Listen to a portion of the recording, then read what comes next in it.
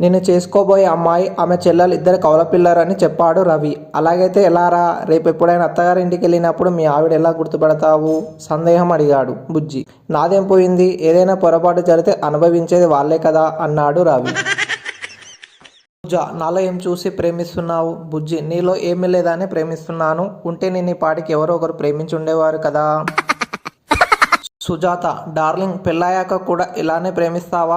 రాకేష్, తప్పకుండా డియర్, నాకు ఆడవాళ్ళంటేనే వల్లమాలినంత ఇష్టమని నాలుగు ఖర్చుకున్నాడు.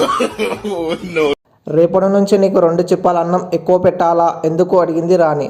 రేపు నా పెళ్లి అమ్మగారు, మరో మనిషి పెరుగుతుంది కదా, అందుకనే అన్నాడు బిచ్చగాడు. అదేంట్రా, పడుకున్న ముందు షోక్గా తయారై మరి పడుకుంటున్నావు, ఏంటి సంగతి? గల్లగిరేసి అడిగాడు రాజేష్. అదేం లేదురా, కళ్ళలో కనిపించే అమ్మాయిలకు నేను అందంగా కనిపించాలి కదా, అందుకని అసలు విషయం చెప్పాడు సుమన్. బంగారు, నీ ఒంటి రంగుకు ఈ గల్ల చీర అంత బాగుండదేమోనే అన్నాడు సుశాంత్. కానీ ఆ స్టీలు సామాన్ల వాడికి ఇలాంటివే బాగా నచ్చుతాయండి, ఉడికిస్తూ అంది సుజాత.